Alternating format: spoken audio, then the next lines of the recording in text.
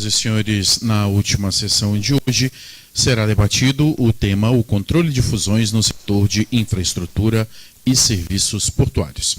O coordenador, aliás, desta sessão é o superintendente adjunto do CAD, senhor Kenis Menezes Machado. E os nossos painelistas são o economista-chefe do CAD, Guilherme Mendes Rezende, o analista Fair Trading Commission da Jamaica, Desroy Reid, o diretor-geral de Estudos Econômicos e Legais da Comissão Nacional de Defesa da Concorrência da Argentina, Germán Coloma, e a diretora-geral adjunta de fusões do COFES, México, Silvia Hernandes Verde. Tem a palavra o coordenador, senhor Kenis Menezes Machado. Obrigado. Boa tarde a todos e a todas. Bem-vindos à sessão 3, que vai discutir sobre controle de fusões no setor de infraestrutura e serviços portuários. Na sessão anterior foi discutida a questão de controle de condutas, e aqui a gente vai falar sobre controle de fusões e aquisições. Primeiro eu gostaria de agradecer ao comitê, à organização, por me convidar para fazer parte dessa mesa. Essa mesa é extremamente qualificada, com os colegas aqui da América Latina. Eu não vou representar todos que já foram feitas a apresentação. Eu vou apenas simplesmente fazer o papel de moderador aqui, e o papel de moderador é moderar. Então, tendo em vista o nosso pouco tempo, eu vou pedir aos colegas aqui para prestarem atenção no tempo, de 15 minutos cada um, e passar diretamente, como o Paulo fez, na ordem da mesa. Começar pelo colega aqui, Guilherme Rezende, do CAD, que vai fazer uma breve apresentação. Por favor, Guilherme. Boa tarde Kenis, todos da mesa aqui, boa tarde a todos presentes aqui. Agradecer o convite, oportunidade ótima de falar um pouquinho sobre concorrência no setor portuário e também fazer, como o conselheiro Paulo falou aqui, fazer uma propaganda aqui dos estudos que a gente está desenvolvendo na área, né? A minha apresentação ela vai ser dividida em 3 pontos. Primeiro dando um panorama bem rápido mesmo sobre o setor portuário no Brasil, e depois eu vou entrar para discutir como que é a análise, os critérios de análise de atos de concentração aqui no Brasil, e depois mostrar 2 julgados do CAD, que foram os 2 julgados, digamos assim, mais complexos que a gente teve até hoje, para mostrar um pouquinho como é que foi a análise concorrencial e as restrições que foram impostas nas operações. Acho que o ponto inicial aqui é só para dizer que toda essa minha apresentação aqui, ela está consolidada nesse caderno, a gente chama Cadernos do CAD, é uma publicação que a gente costuma fazer 2 vezes no ano. Ano passado a gente teve 2 volumes de 2 setores, esse ano a gente está pretendendo fazer 4 volumes, 4 setores analisados. E o que a gente vai discutir aqui hoje, uma parte dele, vou tentar resumir aqui nesses 15 minutos aqui que o Kennedy me deu, na verdade agora são 12, tentar mostrar um pouquinho da parte da análise de atos de concentração, de fusões e aquisições que o CAD tem analisado desde 99. Então é uma análise que a gente faz aqui, tanto do setor, mostrando um pouco da dinâmica do setor nos últimos anos, uma parte sobre regulação, né? Como que a questão regulatória vem mudando ao longo dos anos. Então eu não vou explorar isso aqui, mas quem tiver interesse é uma boa consolidação também da discussão regulatória nos últimos anos. E a parte assim, mais importante é a parte da análise da jurisprudência do CAD, tanto em termos de atos de concentração, que vai ser a minha fala aqui, quanto das análises anticompetitivas, né? Das condutas, por exemplo, unilaterais, que foi discutido na mesa passada. Quem tiver interesse de ter esse histórico do que o CAD julgou e analisou nos últimos anos também está nesse caderno, tá? E esse caderno ele está focado no mercado de serviços portuários. A gente está produzindo agora, espera lançar até o final do ano também, esse caderno sobre transporte marítimo de containers, né, que é uma outra parte importante do setor como um todo, que a gente vai fazer essa análise da jurisprudência, dos julgados do CAD, também de 99 até 2017. A gente pretende lançar até o final do ano, vai ser foco das mesas de amanhã, e a gente pretende também mostrar a visão brasileira por meio desse caderno. Vou ser bem breve, eu quero me concentrar na análise dos atos de concentração, um pouco só falando do setor, a importância do setor. No comércio internacional, 95% do comércio passam pelos portos. A gente tem dois tipos de portos, né, no Brasil, o que a gente chama de portos organizados, que são 35, né, que são bens públicos construídos, né, pelo poder público, mas administrados via concessão pelo setor privado.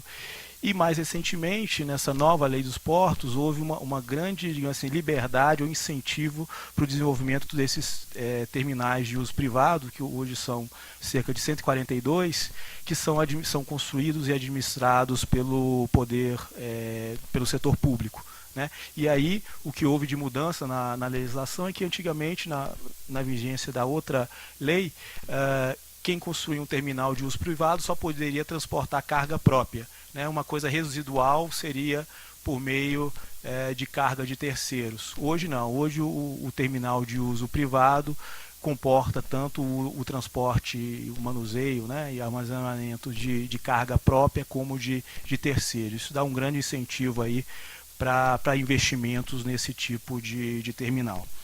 Aqui também bem rapidamente, eu vou pular, mas eu queria mostrar um pouco das diferenças entre esses dois tipos de terminal.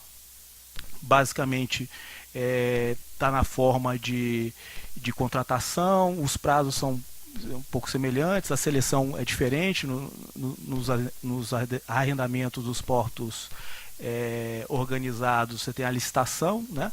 E nos terminais privados é por meio de autorização, um processo bem mais célere. Também em termos de fiscalização, a autoridade portuária está nos terminais arrendados, e nos terminais autorizados, né, para o setor privado, é a ANTAQ que fiscaliza. Uma distribuição aí, regional aí dos portos organizados no Brasil, só para a gente ter uma visualização. Quando a gente for entrar aí na discussão de mercado relevante geográfico, essa localização aí é importante também. Eu não coloquei os terminais de uso privado, são 142 distribuídos também ao longo do Brasil aí. Em termos de cargas movimentadas, aqui é uma média de 2012 a 2017, também está lá no nosso documento. Grande maioria, 62%, são granéis sólidos, né? Ficando o restante para granéis líquidos, carga em geral e depois conteirizada.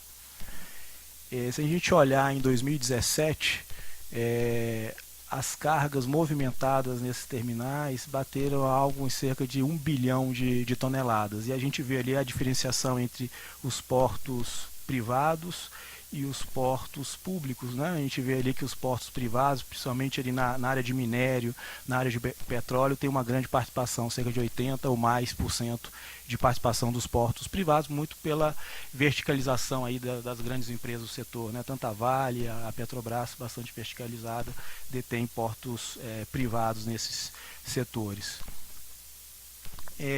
Aí agora entrando um pouquinho da discussão de integração vertical, que quando a gente for discutir tanto os casos quanto os critérios de análise eu vou voltar, mas só para tentar mapear um pouquinho como existe essa integração vertical no setor. Se a gente olha os terminais de containers, né, vamos olhar agora por tipo de terminal.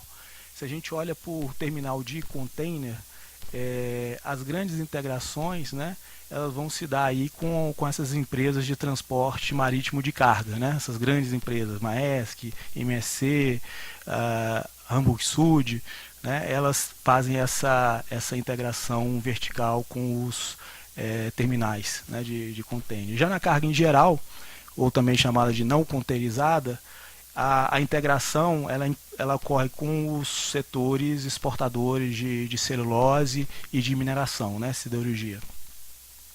Se a gente for olhar os terminais de granéis sólidos, né, cerca de 65% aí são granéis minerais, né, e a Vale aí é o grande player aí que vai basicamente ser totalmente verticalizada no transporte na cadeia logística do minério de ferro.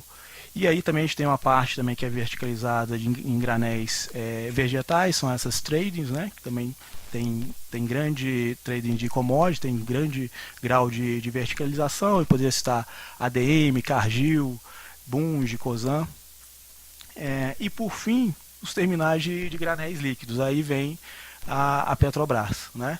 Por meio da Transpetro, né? Cerca de 70% aí, da carga se refere aí ao petróleo e derivados, e grande verticalização também, incluindo aí empresas como Cosan, na questão do etanol, suco de laranja e óleos vegetais, que tenha, por exemplo, a Cargill.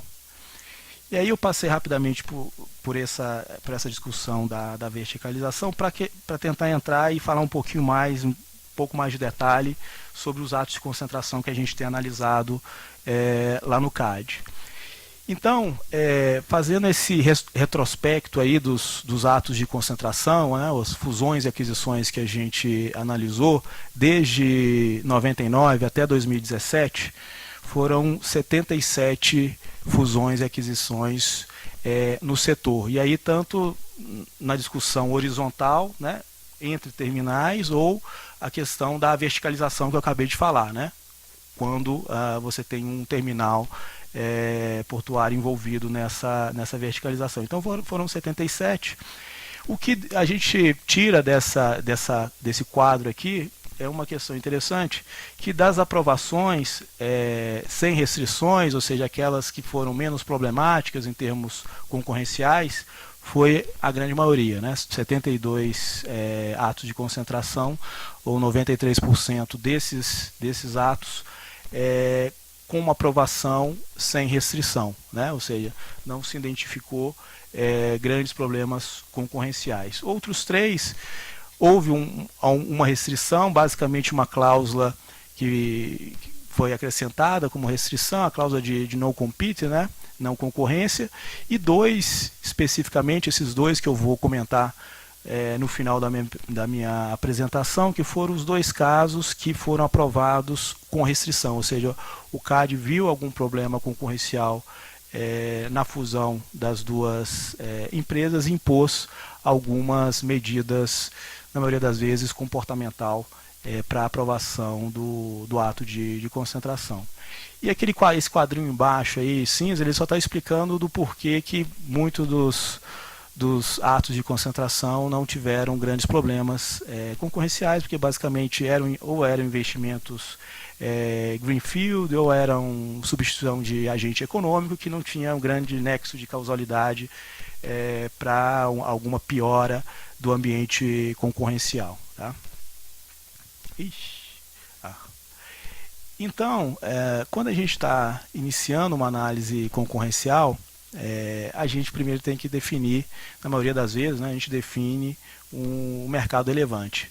E o mercado relevante a gente define em termos de produto e em termos geográficos. Então, quando a gente está olhando em termos de produto, a gente tem duas atividades aí que se destacam: a movimentação de cargas e a sua armazenagem, né?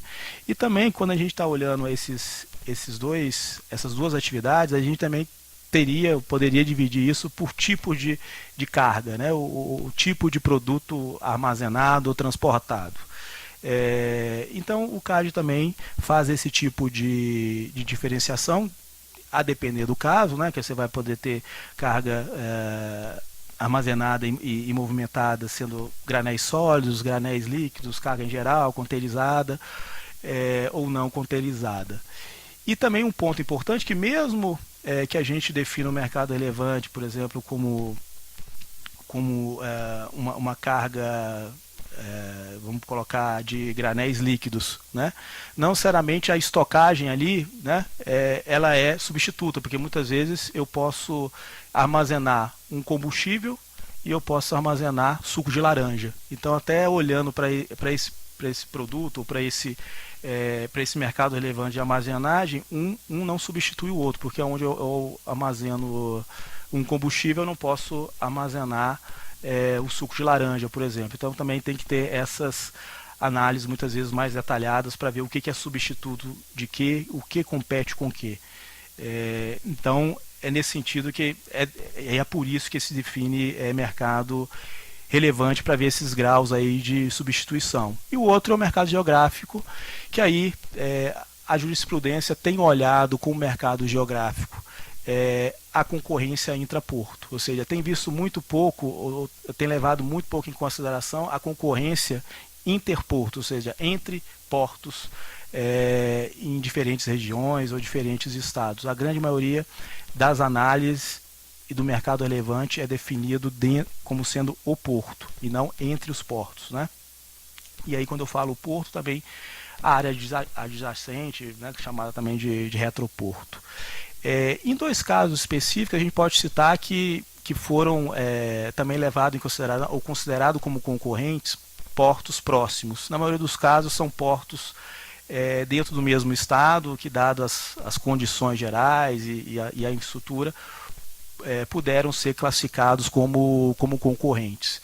No caso ali que eu citei os dois, são portos do estado de Santa Catarina, né, que são realmente muito próximos, e também do Rio de Janeiro. E aí, só duas questões aí, porque, né, não se utiliza muito, a gente não leva muito em consideração a concorrência entre portos, ou, dito de outra maneira, né, porque o CAD tem uma posição mais conservadora, né, de só considerar a concorrência intraporto, é porque tem algumas nuances aí de limitação de concorrência entre os portos. Por exemplo, os armadores, né, dependendo do navio que vai atracar, ele não pode atracar em qualquer navio, ou não é eficiente atracar em qualquer porto, né?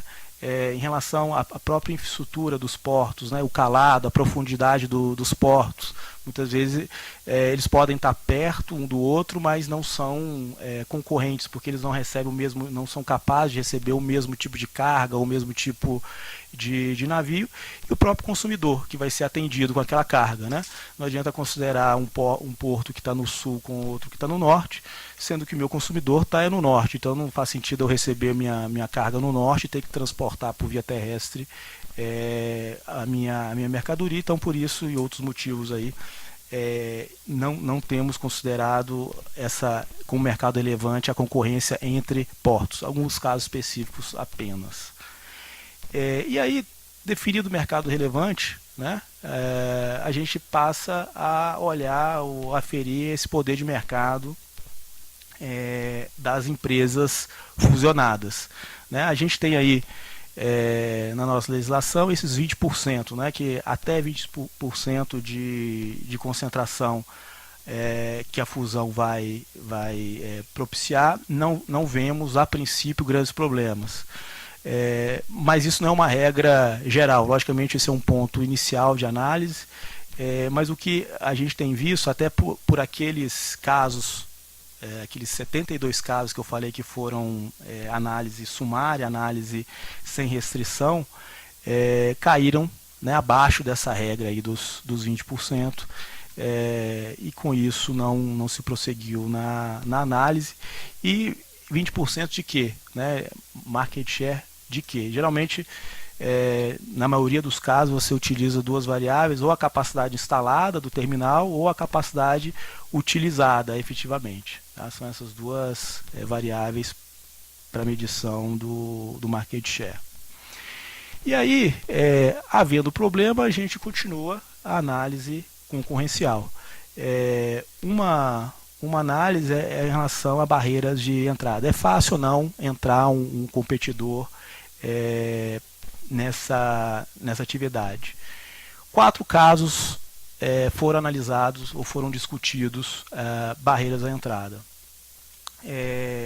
Na maioria deles, em 3 deles, essa questão de barreira à entrada foi relativizada, foi visto que não há grandes problemas. Apenas em um, nesse que foi julgado em 2015, que eu vou comentar no final, até tendo em vista a mudança regulatória que teve em 2000, nem regulatória, na legislação, né, a nova lei dos portos em 2013, considerou-se que, de maneira conservadora, é bom não se falar a priori que é fácil a entrada. Então, no voto até do conselheiro relator, ele colocou que a princípio existem barreiras legais, regulatórias, que dificultam a entrada de um concorrente, até pelo que se pede para que esse novo entrante tenha, as características dele, né? A forma que ele precisa atuar no mercado. Então, de maneira conservadora, se falou que há barreiras à entrada.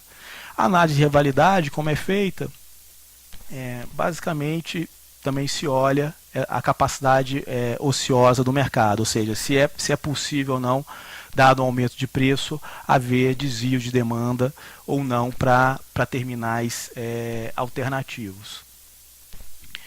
E por fim, e o que tem sido mais importante na análise, porque não existe, a discussão de sobreposição horizontal não é tão assim, não tem grandes casos, né? É relevante, mas não aparece em grandes casos. O que aparece na maioria dos casos é a própria, que já foi discutido aqui na sessão passada, integração vertical. Isso aparece em basicamente todos os casos, né? Que aí aparece nos mais diversas formas, exportação, importação de commodities agrícolas e o uso dos terminais.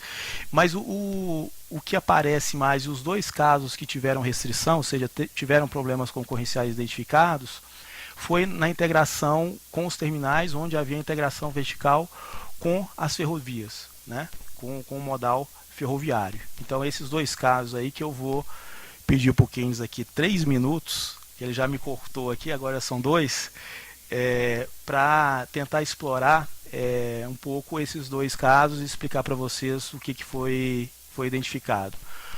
Esse primeiro caso é lá de 2006, um caso até mais simples do que apareceu agora em 2014, é a LLL adquirindo a Brasil Ferrovias. Então é essa integração vertical aí, de terminal logístico com a integração dos modais ferroviários. Ixi. Eles cortam o tempo, apagam a televisão.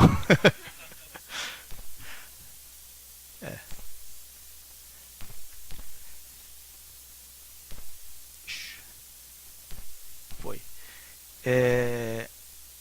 Então, as questões concorrenciais que apareceram foi a possibilidade de fechamento de mercado e aumento de custo de rival, né?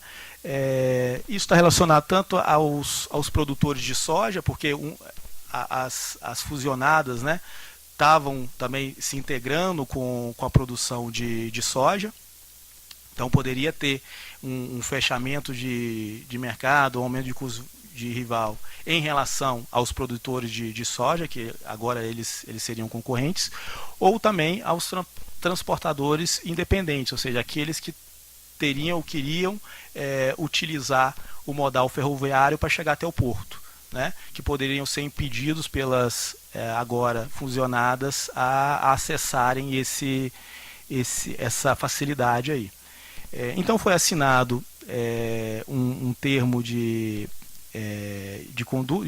desempenho, que antigamente, né, era o TCD, hoje chama-se ACC, Acordo de Controle de Concentração, que são as cláusulas lá que vão ser impostas para que a operação seja concluída. Então, basicamente, o que se colocou nesse ato de concentração aqui foram algumas cláusulas de publicidade de informação, de critérios de precificação, para se evitar esse tipo de conduta após o fechamento da operação. Mas o caso maior, e que foram analisados, digamos assim, mais problemas concorrenciais, foi esse de 2004, que foi julgado em 2005, que eu falei lá no início, que foi da Rumo com a ALL. E nesse caso aqui a gente pode ver naquela lista lá de integrações verticais, várias integrações verticais ali, produção e distribuição de açúcar e transporte ferroviário e tal, não tem nada a ver com o porto, mas lá, no último ponto lá, transporte ferroviário e armazenamento e movimentação portuária. Aí chega nos problemas que a gente está tratando aqui, né? E aí, em relação a isso, também foram identificadas algumas questões concorrenciais, problemas que poderiam ter pós-operação, que tiveram que ser tratados via remédios, né, via aquele acordo em controle de concentração. Então a gente tinha a possibilidade de discriminação contra concorrentes, discriminação contra concorrentes na parte, digamos assim, operacional, que seria eu não deixaria o outro utilizar a minha capacidade no transporte.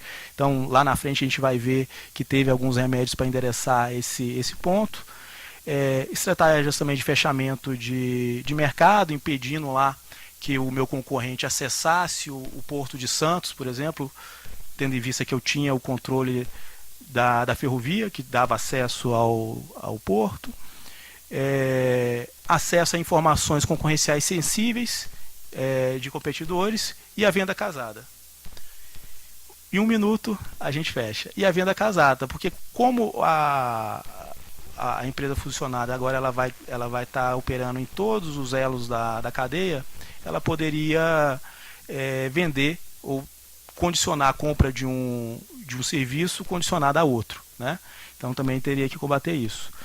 O último slide, então, é só para falar quais foram as restrições que foram, algumas das restrições, as restrições foram até maiores, mas eu trouxe as principais aqui, que foram impostas para que essa operação fosse fechada, foi dar critérios objetivos à precificação e publicidade a isso, separação dos contratos, dado que a empresa estava em todos os elos da cadeia, não se permitia que se fizesse um contrato único e, portanto, não se precificasse claramente cada um dos serviços, se condicionou que, quando se fechasse qualquer contrato, esses contratos fossem separados por tipo de serviço ou por tipo de modal. Comitê das partes relacionadas, que seria um comitê formado até para reportar ao CAD o que estava acontecendo no cumprimento desse acordo, e limitação ao uso de ativos logísticos por parte relacionada, isso dando ou determinando que parte do transporte naqueles modais fosse também acessado pelas concorrentes, ou seja, a empresa funcionária não poderia operar com 100% de carga, ela deveria determinar um percentual que as suas concorrentes pudessem utilizar no transporte logístico, né? É isso. No documento que a gente produziu, Cadernos do CAD, tem um detalhamento bem maior desses casos. Convido senhores e senhoras aí que tiverem curiosidade a ler, mesmo estando em português.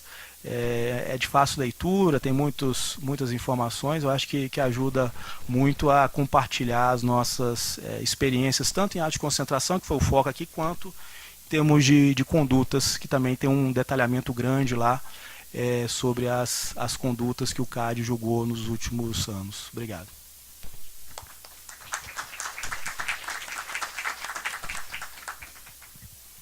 Obrigado, Guilherme. Apesar de ter passado o tempo, não vai ter nenhuma pergunta para o Guilherme aqui da plateia hoje. Ele já estourou o tempo da apresentação e das perguntas. Brincadeiras à parte, de fato, tivemos 77 operações aprovadas sem restrições, mas eu diria que o cálculo foi de 99 para cá. O mercado tem ficado cada vez mais concentrado, com a preocupação em integração vertical principalmente, que foi mencionado até pelo colega do Peru, que é algo que preocupa de fato. E, mais uma vez, não é só a questão da integração vertical, que é trazido o argumento que ela gera eficiências, mas até que ponto as eficiências superam a preocupação concorrencial em termos de conduta. E nos dois casos aprovados aqui foram com remédios comportamentais. Eu diria que falta fazer uma avaliação, e aí chamo o DE para fazer a avaliação ex post, até que ponto esses remédios comportamentais foram efetivos, ou a gente tem que superar essa ideia de remédio toda a operação vertical, que tem problema só demanda remédio comportamental, ou a gente tem que virar a chave e avaliar sim, com seriedade, remédios estruturais. Se o remédio comportamental não estiver sendo efetivo, sim. Talvez seja necessário um remédio estrutural. Eu não vou falar ainda em reprovação, até porque dos casos analisados pelo CAD, nenhum tinha uma preocupação concorrencial tão alta para ensejar uma reprovação. Mas daqui para frente, dado o aumento da concentração de mercado, tanto horizontal como vertical, eu acho que remédios mais duros talvez tenham que ser analisados e impostos em algumas operações.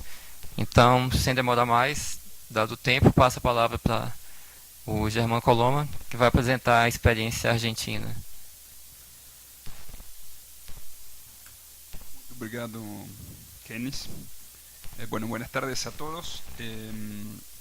Tengo acá una presentación, no sé si a quién hay que pedirle que aparezca en la pantalla.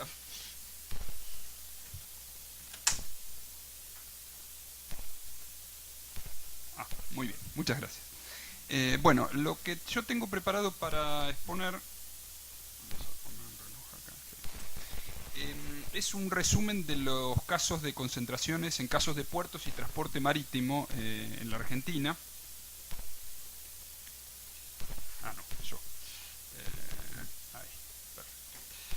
Bueno, del análisis que estuvimos haciendo de la jurisprudencia que tuvimos en la Comisión de Defensa de la Competencia sobre este sector, yo encontré 9 casos en donde participaron o bien operadores portuarios o bien líneas navieras o en algunos casos ambos, ¿no? De esos 9 casos tenemos de los 3 tipos de casos que uno normalmente en defensa de la competencia distingue como casos de concentraciones, o sea, concentraciones horizontales entre empresas competidoras, concentraciones verticales entre proveedores de un bien o servicio y clientes de ese bien o servicio, y también hemos tenido algunas concentraciones de conglomerado, o sea, entre empresas que si bien están en el mismo sector, no son competidoras ni son clientes, ¿no? Vamos a ver, hay un par que entraron en esa categoría. Por ahí el caso más interesante para este panel, que sería concentraciones horizontales entre puertos o entre operadores portuarios, no hemos tenido ningún caso. Si bien hubo uno que estuvo cerca de serlo, pero que por una particularidad no terminó siendo horizontal, sino que terminó siendo de conglomerado. Pero en cambio sí hubo unos cuantos casos de concentración horizontal que involucraron empresas navieras, ¿no? La mayoría de ellos son casos internacionales que tuvieron implicancia en Argentina. Dentro del contexto de los casos horizontales, el principal tema o uno de los principales temas que hubo que analizar para evaluar esas concentraciones tuvo que ver con el tema de la definición del mercado relevante. Y ahí hay un tema sobre todo para el caso de las empresas navieras, que es si considerar como mercado relevante básicamente el puerto donde las empresas navieras llegan y salen, ¿no? O sea, analizar las participaciones de mercado, por ejemplo, a nivel de las empresas navieras que operan en determinado puerto, o hacer el análisis a través de rutas, porque esencialmente, si uno se pone en estricto, muchas veces el mercado relevante no es el puerto, sino es una determinada ruta, una ruta que une un puerto con otro puerto, ¿no? Y la competencia tiene que ver con empresas que hacen el mismo recorrido, ¿no? También otro tema importante en la definición de mercado relevante, como ya mencionó Guillermo para el caso de Brasil, es el tema geográfico, en el sentido de cuántos puertos hay que incluir dentro del mismo mercado relevante. Por ejemplo, en Argentina el puerto de Buenos Aires es por mucho el más grande, pero el tema es saber si no hay otros puertos cercanos al puerto de Buenos Aires que pueden ser considerados como parte del mismo mercado relevante. Por ejemplo, en algunos casos podría ser el puerto de Montevideo, inclusive el de Santos. En otros casos podrían ser otros puertos que hay en Argentina. Normalmente, en la mayoría de los casos que tuvimos nosotros, siempre el análisis prefirió la definición más estrecha.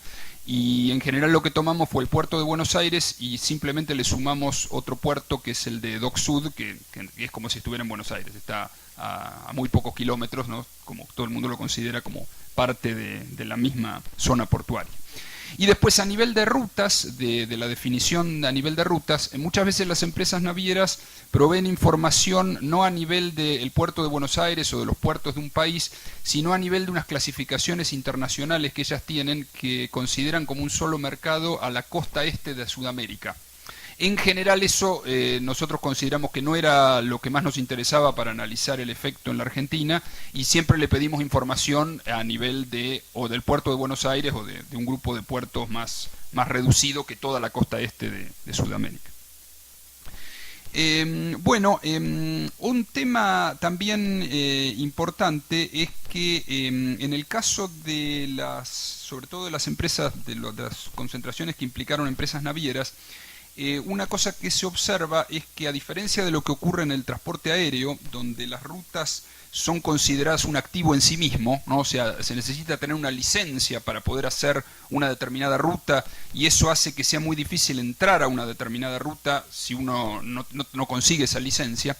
En el caso de las rutas marítimas no existe eso, y en principio una empresa que llega a un determinado puerto tiene bastante libertad como para enviar sus barcos hacia otros puertos, y entonces eso hace que la sustitución por el lado de la oferta entre navieras que pueden cambiarse de una ruta a otra aconseje que en algunos casos el análisis se haya hecho básicamente focalizando a nivel del puerto y no a nivel de las rutas, ¿no? Eso sobre todo es una cosa que adoptamos en una de las últimas concentraciones que analizamos, Hapag-Lloyd, compañía sudamericana de vapores, que era una concentración relativamente reducida si uno la miraba a nivel del puerto de Buenos Aires, pero que sí creaba una participación de mercado alta si uno miraba algunas rutas, en particular, por ejemplo, la ruta que iba de Buenos Aires a Chile, ¿no? En donde sí estas empresas tenían una concentración importante. Bueno, otro tema interesante, acá tengo un mosquito que me anda molestando, vamos a ver si lo espantamos. Justamente fue el tema de los casos verticales, que hoy varias veces salió en la discusión desde la mañana, ¿no?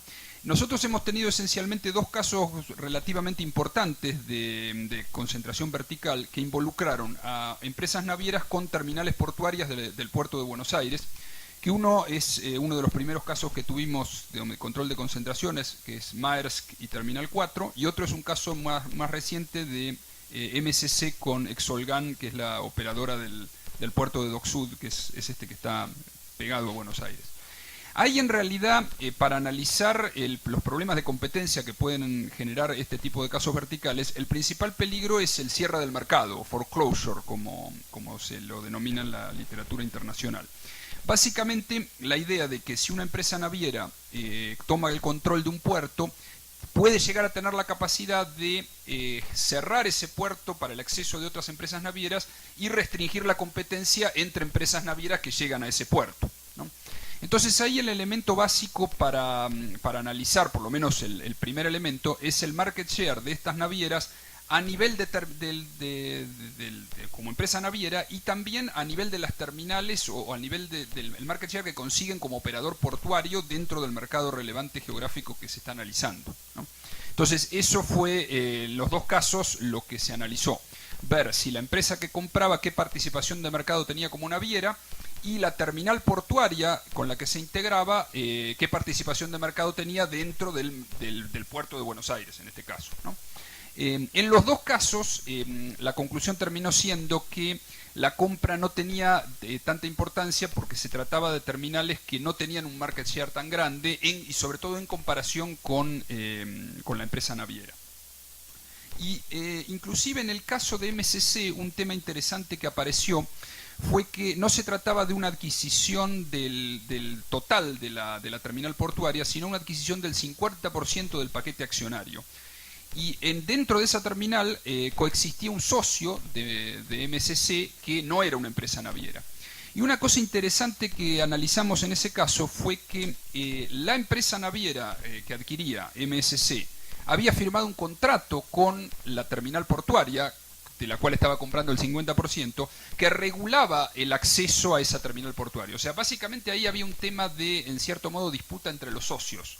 La idea era que MSC tenía interés en integrarse verticalmente para tener control del puerto, pero el otro socio también tenía interés que hubiera una parte del puerto a la cual tuvieran accesos otras terminales portuarias, porque su negocio era justamente también atraer barcos de otras terminales portuarias. Y entonces eso había generado la necesidad de firmar un contrato entre ambas que regulaba que uno de los muelles iba a ser usado de manera exclusiva por MSC y los otros dos muelles no, iban a ser usados por otras empresas, ¿no? O sea que eso fue una cosa de algún modo que fue buena para aprobar la fusión, porque la idea era de que el hecho de que hubiera control conjunto de algún modo metía dentro de la empresa una cierta garantía de que no iba a haber este problema, o de que era menos probable que hubiera este problema de cierre de mercado o foreclosure. Después también otro tema relacionado con esto es que a veces en las integraciones verticales las empresas que se integran ya tienen una relación comercial preexistente. Por ejemplo, eso vimos que pasó en una adquisición de Maersk respecto de otra empresa que se llamaba Terbasa, que era esencialmente una terminal granelera, una terminal de granos en vez de contenedores, y que además también tenía un servicio de almacenamiento de contenedores. Pero en realidad ese almacenamiento básicamente era usado por Maersk de manera preexistente. O sea que ya era un activo que era su cliente básico, era el que ahora estaba comprando. Eso fue otro elemento que tuvimos en cuenta para considerar que la fusión no iba a generar un problema de competencia tan importante. Y después, bueno, los dos casos de conglomerado tienen de algún modo interés porque no son simples casos de conglomerado, sino que son casos que entran dentro de la categoría de lo que en defensa de la competencia se suele llamar concentraciones de extensión de producto o de extensión de mercado. Uno de ellos, ya se lo mencioné recién, era una integración entre una empresa que tenía una terminal de contenedores y otra que tenía una terminal cerealera, ¿no? de granel sólido, como recién se mencionó. Entonces la idea fue, bueno, esto no es el mismo mercado, no es entre competidores, sino es entre dos empresas que están en el mismo sector, pero que proveen productos distintos, y entonces, bueno, básicamente es una concentración de conglomerado.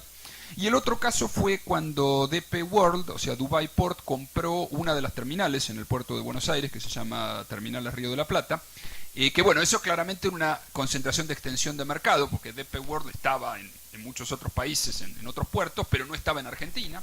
El único tema que había ahí era que uno de los socios que entró junto con DP World, que se llama Puerto Asís, ya tenía una participación minoritaria en otra terminal.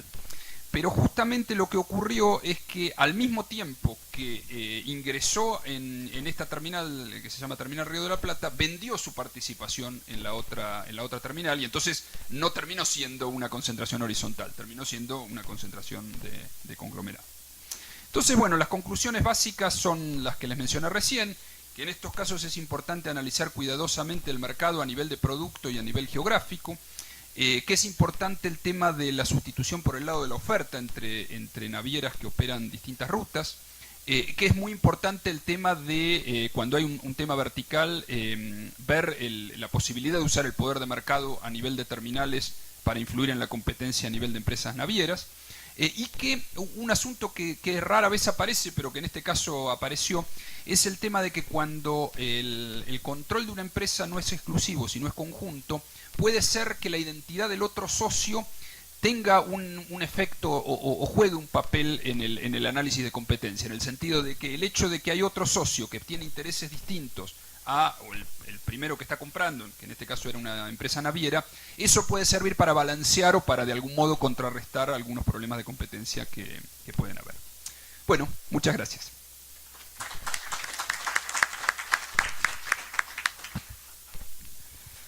Herman, parabéns pela apresentação e principalmente pelo uso do tempo em 15 minutos, menos de 15 minutos. A apresentação é extremamente interessante porque sistematizou... Pensar um pouco... Obrigado, graças. A apresentação muito boa, muito rica, que sintetizou inclusive as preocupações que a gente tem no Brasil.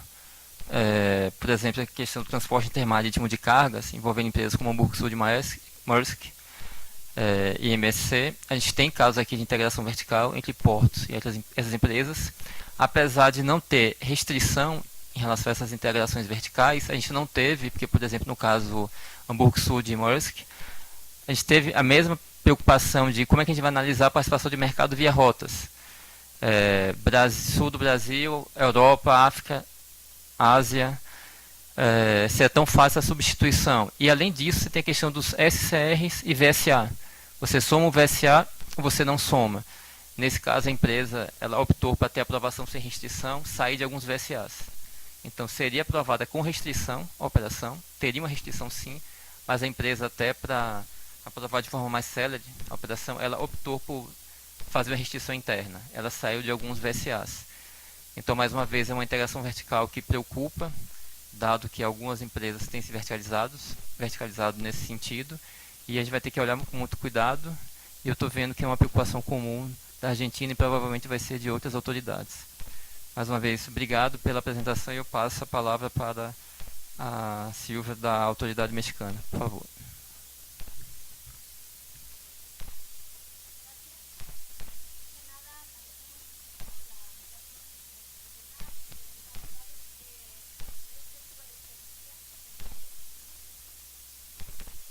¿Ya? Así.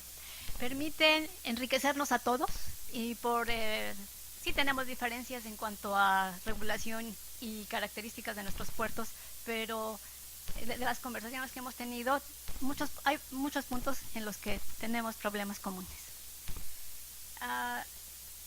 Yo les voy a platicar de las características de la regulación que nosotros aplicamos, de la regulación de competencia para analizar las concentraciones. Nuestra Ley Federal de Competencia Económica prevé 2 procedimientos para analizar y prevenir concentraciones que puedan afectar el funcionamiento eficiente de los mercados. Uno es el clásico, y que todas las autoridades de competencia lo tenemos, que es la autorización previa de concentraciones a que se realicen. Es decir, incluye fusiones, adquisiciones de empresas, de activos.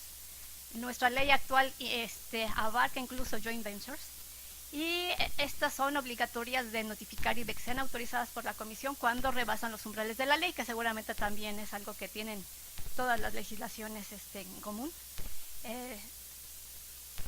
en principio. Después tenemos otro procedimiento que se denomina en la ley de procedimientos especiales y que tiene que ver con lo que denomina también la ley como opiniones favorables sobre la obtención de concesiones, permisos, autorizaciones en general para explotar bienes públicos. Y esto tiene que estar previsto en las legislaciones sectoriales. También prevé que nosotros tenemos que opinar favorablemente sobre las cesiones de los títulos y sobre la compra de acciones de empresas concesionarias y permisionarias. ¿Y por qué esta segunda opción? Tiene que ver con 2 cuestiones importantes. La Constitución Política de los Estados Unidos Mexicanos establece que los bienes propiedad de la nación incluyen, en el caso concreto de puertos, las aguas continentales y las de ríos, y que su explotación puede ser llevada a cabo por el sector privado a través de concesiones y en los términos que marquen las leyes sectoriales. Y estas precisamente marcan dadas las características de estos bienes, y que pueden estar involucrando de manera muy importante mercados de tipo monopólico en los que existan muy pocos competidores, existen las regulaciones sectoriales, obligaciones básicas de acceso y de trato no debidamente discriminatorio. En algunos casos, sobre incluso el control de precios, siempre que exista condiciones o no existan condiciones de competencia. Y aquí la Comisión es una entidad que se encarga de determinar este tipo de cuestiones. En general, las leyes sectoriales están considerando regulación ex ante, que solamente se puede eliminar si la Comisión determina que hay condiciones de competencia. Pero no es esta la actuación que nosotros estamos analizando en esta sesión. Realmente no es muy difícil que se puedan copar todas las posibilidades de actuación anticompetitiva de los agentes económicos. Y por tanto, nosotros es donde entramos, para prevenir otro tipo de cuestiones, porque si bien es cierto, el marco regulatorio obliga a que no se niegue los servicios a los usuarios y que no sea indebidamente discriminatorio, hay una amplia rango de actuaciones que quedan fuera de la regulación puntual. Por eso estamos ahí.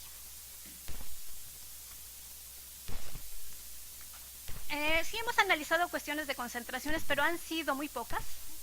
Las más vistosas fueron de hace 10 años y realmente no implicaban ningún cambio en la estructura de los mercados. Las empresas que habían ganado las licitaciones que permitieron la participación privada en la época de los 90, por diversas razones, vendieron sus participaciones a empresas extranjeras en general, y realmente era sustitución de uno por otro. Entonces la estructura de mercado no cambiaba y no había, en principio, cuestiones de competencia que nos preocuparan. Uno reciente, que tiene que ver con la apertura también del sector energético, en el que seguramente recuerdan, Pemex era el único que podía explotar y vender una serie de productos derivados del petróleo, y también era el único que cuenta, hasta la fecha todavía, es el único que cuenta con instalaciones portuarias para la exportación marítima de petróleo y para el manejo tanto de cabotaje como de importación de petrolíferos.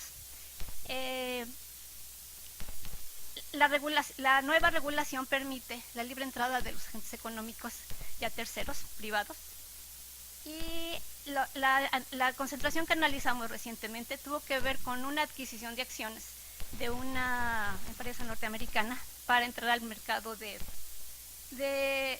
maniobras en una terminal portuaria para importar gasolinas, diésel y otros petrolíferos. Esto también implica es un nuevo entrante, y incluso está relacionado con un mercado de comercialización de estos petrolíferos, pero eso nuevamente está añadiendo un nuevo oferente al mercado. Entonces, pues, realmente no hay ninguna preocupación en materia de competencia. Pero me gustaría nada más precisar un poquito sobre las cuestiones que marca nuestra ley, y específicamente las disposiciones regulatorias que, tomando en cuenta que tenemos, por mandato constitucional, tenemos que identificar y actuar en consecuencia a lo que digan otras leyes. Nosotros participamos en licitaciones de paraestatales, licitaciones de unidades económicas con fines productivos, y también con ventas de acciones de empresas paraestatales en general. También es muy importante aclarar que estas transacciones se analizan en la comisión siempre cuando es a través de licitaciones públicas. Las licitaciones públicas pueden implicar, al final de cuentas, analizar una concentración por cada uno de los agentes económicos que está participando. Entonces la ley nos obliga a analizarlos cada uno, y por eso no se puede aplicar la regulación que tiene que ver con la notificación de concentraciones. También analizamos las adquisiciones de empresas que no rebasan los umbrales y que podían implicar una acumulación de activos o de mercado que afecta a la competencia. En particular, establece y señala que el otorgamiento de concesiones para proporcionar servicios públicos, incluyendo las APIs, las Administraciones Portuarias Integrales, terminales marítimas e instalaciones marítimas, forma parte del análisis que nosotros tenemos que hacer para este tipo de sectores. Su contraparte, la Ley de Puertos, señala de manera muy general que los concesionarios y los titulares de contratos de cesión parcial de derechos, y ahorita abundamos un poquito más en eso, deben cumplir con la Ley Federal de Competencia Económica. Esto ha permitido que desde el principio de la emisión de la Ley de Puertos y de la Ley de Competencia a principios de los años 90, llegar a una coordinación adecuada con los reguladores del sector portuario para que la Comisión evalúe este tipo de operaciones. Ahora, en términos de política portuaria, ¿hasta dónde podemos llegar? Porque realmente es muy puntual la ley. Podemos nosotros analizar la parte de desarrollo de la competencia, de protección de la competencia, pero hay cuestiones que le corresponden al regulador sectorial, en este caso a la Secretaría de Comunicaciones y Transportes. Está facultado para diseñar y poner en ejercicio las políticas de desarrollo portuario. Expide las concesiones para que se hagan puertos, para que se desarrollen puertos, y vigila el cumplimiento de la ley. Por su lado, en el modelo portuario que tenemos en México, como en muchos otros ya lo habían mencionado, las administraciones portuarias integrales son empresas paraestatales que tienen que siguen el modelo de landlord y se dedican básicamente a ser administradores de los recintos portuarios. Entonces, ellos son, y tienen la obligación por ley de licitar los contratos para que sea el sector privado el que desarrolle los puertos, las terminales y básicamente la infraestructura. En este sentido, los puertos, las terminales son es la infraestructura propiedad de las empresas, también todo lo que tiene que ver con el equipo, y únicamente lo que no pueden hacer es quedarse ni vender la tierra que es propiedad de la nación. Entonces nos vamos a rápidamente. Hay dos elementos que nosotros analizamos para proteger la competencia. Uno es en las bases de licitación para proteger la competencia dentro del proceso de licitación, es decir, para que haya competencia por el mercado, y ahí revisamos las reglas que no tengan barreras artificiales, que no estén dirigidas, que sean neutrales y que puedan permitir la participación de la mayor parte de los agentes económicos que estén interesados. Para la siguiente parte en la que nosotros participamos muy activamente también es en la calificación de los participantes, opinión favorable para que participen. Y ahí analizamos mercado relevante, identificamos a los participantes que ya están en el mercado y si puede conferir el otorgamiento del contrato de cesión parcial de derechos para explotar una terminal, poder sustancial, o puede implicar el establecimiento de barreras o dar capacidad a los agentes económicos para ejercer prácticas monopólicas. En este sentido, los casos más importantes han sido en la extensión de la ampliación del puerto de Veracruz, es una nueva terminal con nuevas terminales, y en las que es muy interesante, creo que ya no voy a poder ahondar en el asunto, pero aunque están todas las terminales que quería yo mencionar, son la nueva terminal de graneles agrícolas, una para carga general, y había también un caso para automóviles en el puerto de Altamira. Todas están en la vertiente del Golfo y todas están comunicadas de diferentes maneras para llegar a los mismos mercados. Sin embargo, dependiendo de la carga y del lugar en el que se encuentran las unidades productivas y de demanda que van a ser atendidas, la dimensión geográfica del mercado relevante cambia, a pesar de que estén en la misma vertiente del Golfo. Nuestros dos puertos principales, ahí Veracruz y Altamira, pueden atender teóricamente a los mismos usuarios en el centro del país y en el noreste. Sin embargo, la ubicación de las unidades productivas sí hace diferencia, y el hecho de que los terminales, las líneas férreas no tengan acceso de manera libre cuando estamos hablando de los dos concesionarios de servicios ferroviarios, nos están afectando las posibilidades de competencia. Entonces, cuando se trata de cargas que requieren de gran cantidad se mueven en gran cantidad como los graneles agrícolas, el puerto de Altamira, que no tiene una buena conexión, ni tampoco Veracruz, no puede competir con Veracruz para llegar al centro del país, aunque podría hacerlo. Entonces, en ese sentido, no hay la falta de conectividad, de ejercicio efectivo de los derechos de paso está afectando las posibilidades de competencia de los puertos. En el caso de la carga general, esta se maneja básicamente a través de autotransporte, y el puerto de Tuxpan, que también está en el Golfo de México y que podría estar más cercano a la zona de influencia desde el centro del país, tiene restricciones porque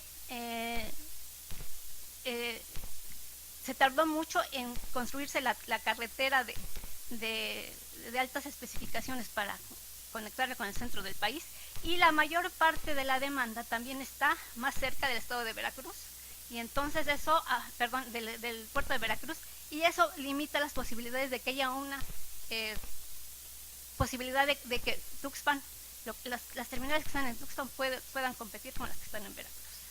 Finalmente, en el caso del puerto de Altamira, la ubicación de la industria automotriz y la logística que han implementado, complementando autotransporte con ferrocarril, sí permite que haya ciertos estados que puedan ser atendidos tanto por Altamira como por Veracruz.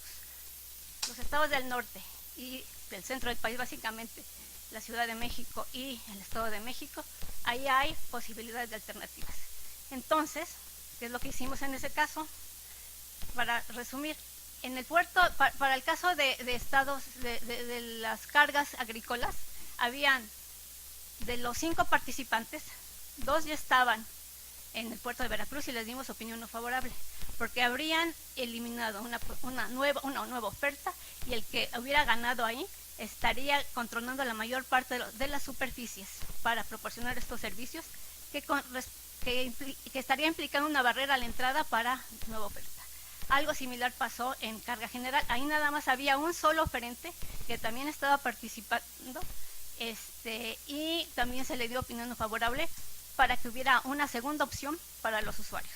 En el caso de los automóviles, la mayor parte de la superficie la tenía una empresa en el puerto de Veracruz, también tenía acceso al puerto de Tuxpan, y se hubiera convertido en el único prestador de servicio en todo el Golfo de México.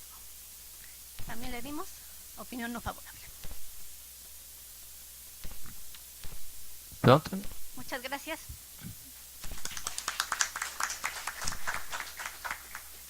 Obrigado, Silvia. Desculpa por ser chato em relação ao tempo, porque de fato nosso tempo está um pouquinho apertado. Agradeço a Silvia pela apresentação. Deu para ver que a COFES tem mais poderes do que uma simples agência de defesa da concorrência, pelo menos no setor portuário. Não tem só a obrigação de analisar fusões e aquisições, mas isso aumenta o enforcement da agência, mas ao mesmo tempo aumenta a responsabilidade, que funciona quase como uma agência reguladora. Então, seguindo a apresentação, vou passar a palavra para o Alderoy, da Jamaica, que vai fazer a apresentação. Por favor.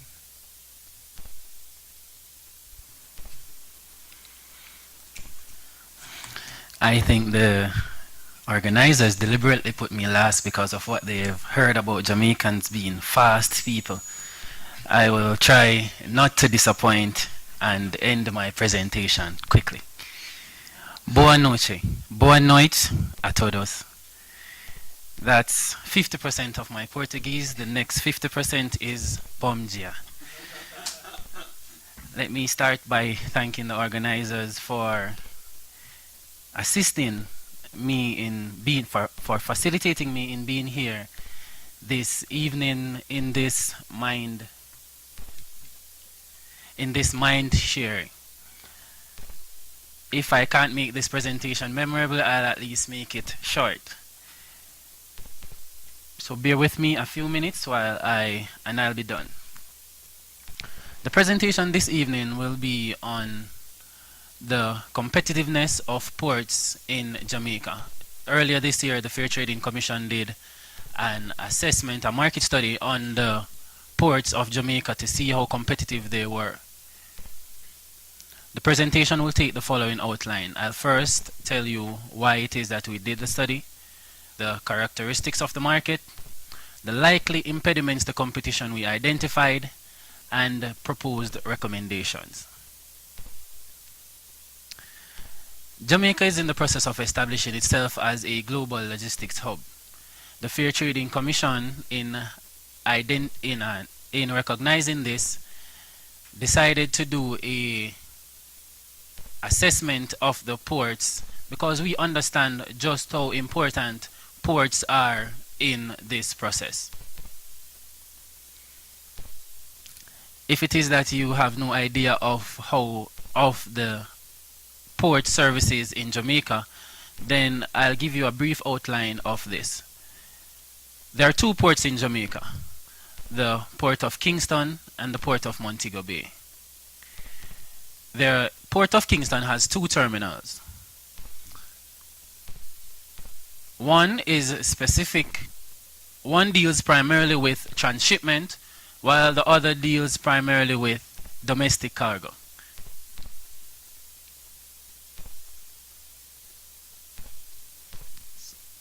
While the other deals specifically with domestic cargo. The Port of Montego Bay has 1 terminal that deals with containerized cargo, but it does so in a very limited quantity compared to that of Port of Kingston. The characteristics of the market that we identified for the ports was that there were high barriers to entry, which stemmed primarily from the regulatory framework as well as the capital outlay required in establishing ports. We also recognized from the studies that there were high transaction costs that, like many of the presenters before me, associated with bureaucracy as well as the switching costs. This switching cost is primarily concerned with the movement of goods from one terminal operator to the other terminal operator, which is the cross-terminal charge. There are two primary channels of competition identified in the port services market in Jamaica: intraport competition and interport competition. At the intraport level, there are two terminal operators, as mentioned before, at the Port of Kingston.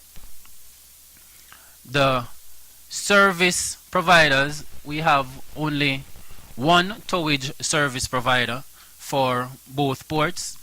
That same service provider also provides pilotage, and we have two stevedoring companies, one independent, and the terminal operators themselves provide stevedoring services. I must add right here that the sector regulator is the one that provides towage and pilotage, and they are solely responsible for doing this in the island.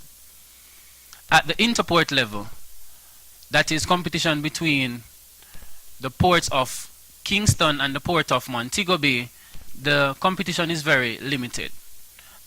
Both ports deal with two different types of cargo, primarily. As we mentioned before, the port of Montego Bay deals primarily with domestic cargo in a limited way, but what they deal with mainly is passenger cargo. At the regional level, however, we identified that interport competition was more intense, and we'll show why. This graph shows the number of competitors that Jamaica have for cargo coming out of the Panama Canal. The three primary competitors identified are Cartagena in Colombia, in Puerto Rico, and in Bahamas. These are the three primary competitors, as well as another is in Dominican Republic. I'll now move to the likely impediments to competition that we identified. We identified 8 likely impediments to competition, which I'll go through quickly. The first 3 of which may have some merger implications. We found that there were different companies had the same shareholders, and this was also mirrored by overlapping directorship of these companies. And one example of this that we found was in stevedoring. The other likely impediment that we found was one terminal operator acquired 3 of the 4 listed stevedoring companies over a 3-year period. This terminal operator operates from Kingston. The third likely impediment that we found that may have some merger implications is that in 2015, a shipping line entered into a 30-year concession, a private-public partnership agreement with a terminal operator, which was the sector regulator from Kingston. I'll just quickly now go through the other likely impediments, as the ones that I just mentioned were the ones that had merger implications, which is in keeping with the section. We also identified that there was some conflict of interest. The sector regulator, as mentioned before, also participated in commercial activities. That is the commercial activities of towage and pilotage. There was also a lack of competition for port services, these same port services, as the sector regulator was the sole operator of these services.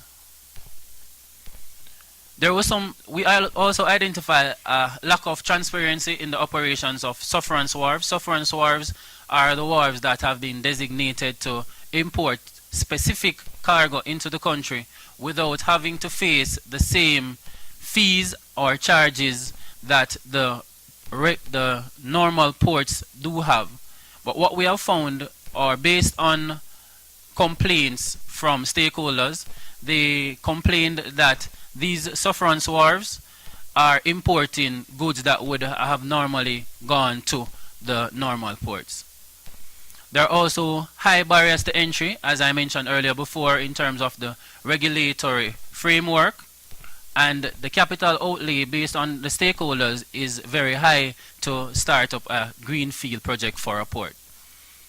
The high transaction costs relates to the cumbersome administrative process, as we mentioned before, the bureaucracy of the system.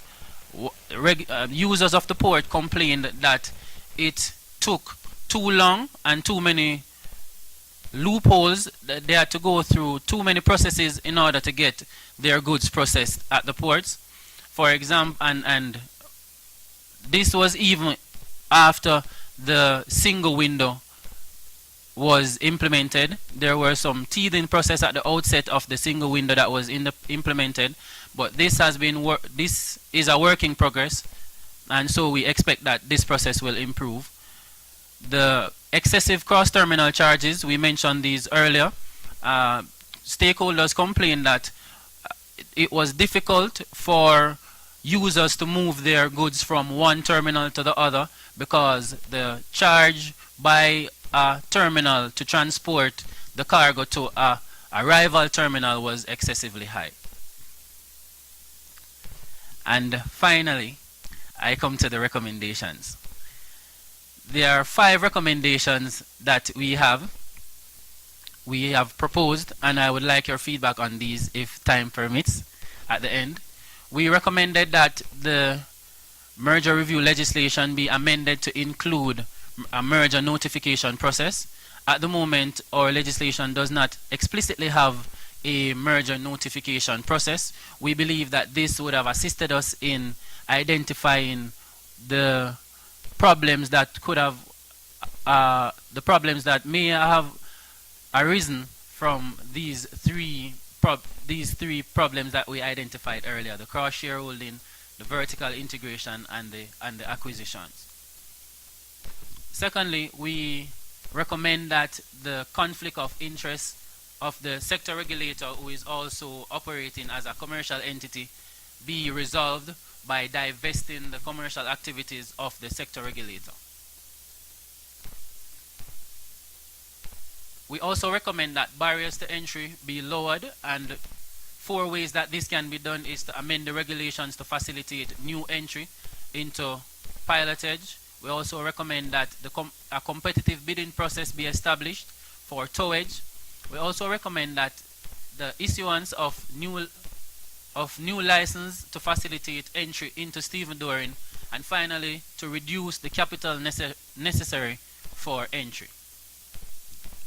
The 4th and penultimate recommendation is that there be an increase in the transparency at sufferance wharves.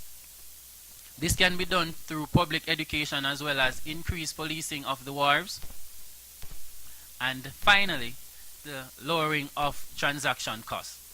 We recommend that the fast tracking of plans be done to implement the one-stop shop or the single window, as well as we recommend that plans be fast tracked to improve the new port community electronic system. And finally, we recommend that there be a regulation of the cross-terminal charges so that it's fair for both terminal operators to operate. And that is the end of the presentation, and I thank you and welcome your feedback.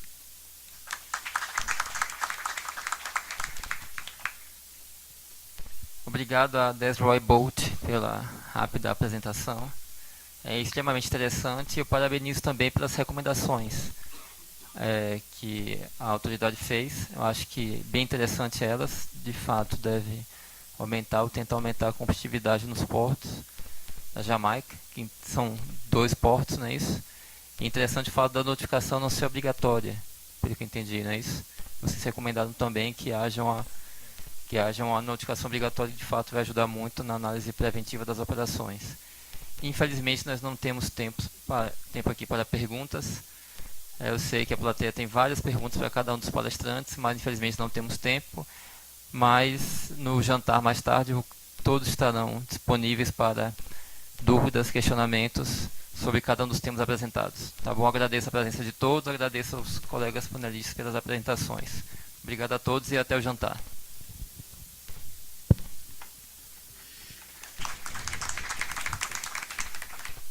Informamos aos senhores participantes que as vans sairão para o hotel aqui de frente ao nosso prédio e sairão do hotel para o jantar às 19 horas. Muito boa noite a todos e até amanhã às 9 horas.